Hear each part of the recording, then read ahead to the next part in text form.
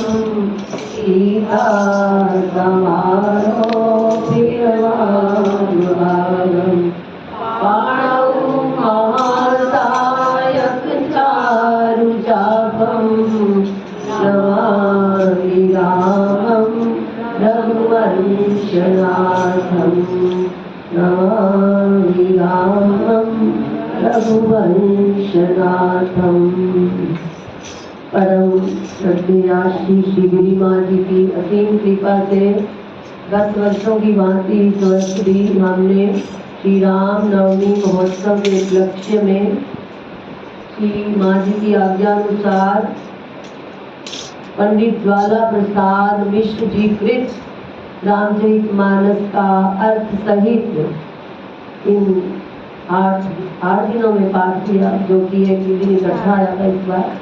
तो बहुत ही सुंदर, जो भी बैठता हो यही सोचता कि बस मैं तो यहीं बैठा ही रहूं, ऐसे लगता हूँ अधूरा, क्योंकि भगवान की लीला ही ऐसी है। जितना पढ़ो नित्य नूतन आनंद मिलता है।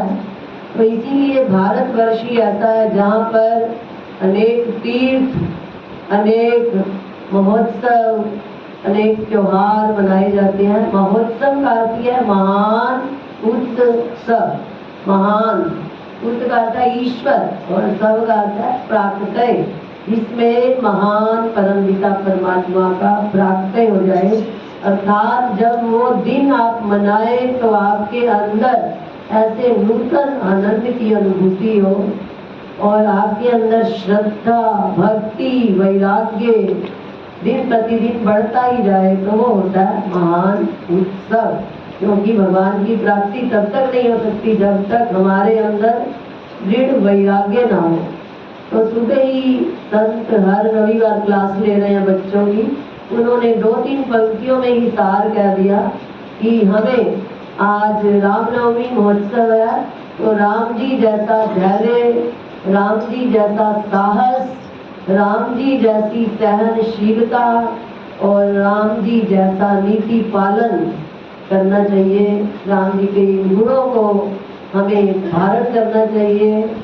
माता जी ने भी लिखा भी है, माता जी कई बार बोलते थे कि भाई हो तो राम जैसा, पति हो तो राम जैसा, पुत्र हो तो राम जैसा और राजा हो तो राम जैसा।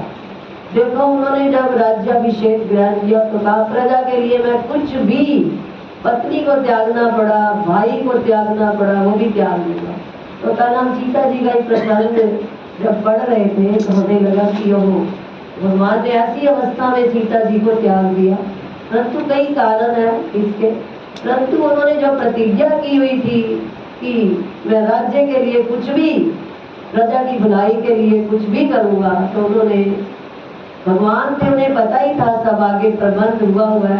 पर फिर भी कई लोग ऐसा शंका करते हैं कि भगवान ने ऐसा क्यों किया। क्यों तो हमें इसमें करनी ही नहीं चाहिए, क्योंकि भगवान के हर एक कार्य मर्यादा पूर्वक है।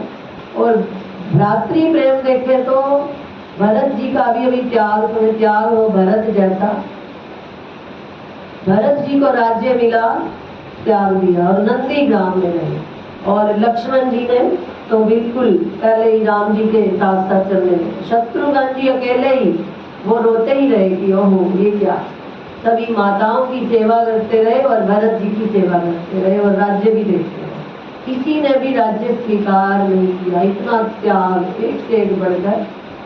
और भरत जी तो कहते हैं जब 14 वर्ष बीतने को थे तो बिल्कुल थोड़ा ही समय रह गया। भरत जी कहते हैं नहीं राम जी नहीं आ रहे, मैं तो अब सरयू नदी में डूबी जाता।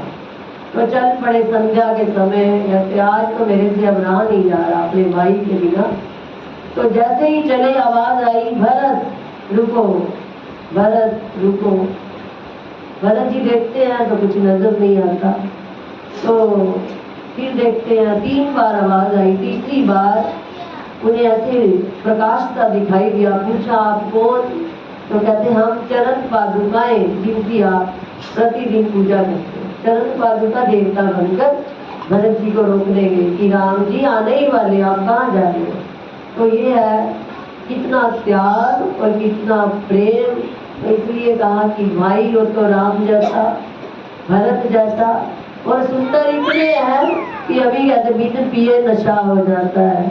जब सूरत देखूं राघव की, जब सूरत देखूं केशव की, क्योंकि भगवान का रूप माधुरी इतनी सुंदर है। चाहे आप ऊपर राम जी के दर्शन करने जाओ, देखते ही रह जाओ। जैसे माता जी जब दर्शन करने गए, उनको ऐसे लगता कि पलकें झपक रही हैं, मुझे निहार रही हैं, ऐसी सुंदर सुंदर भुजाएं दिखाई दे रही हैं।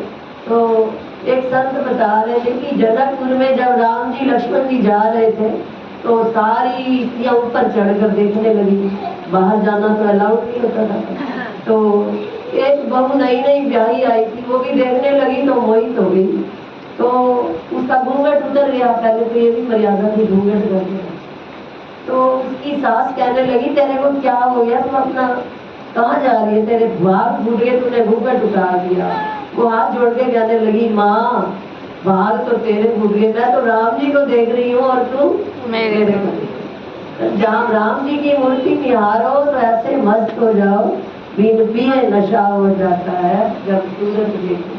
तो ये किस लिए होता है सब, कि हमारा मन किसी न किसी मुक्ति का अवलंबन लेकर, किसी भगवान की लीला कथा का आश्रय लेकर शीघ्र से शीघ्र एकाग्र हो और हम परमात्मा की अनुभूति कर सके।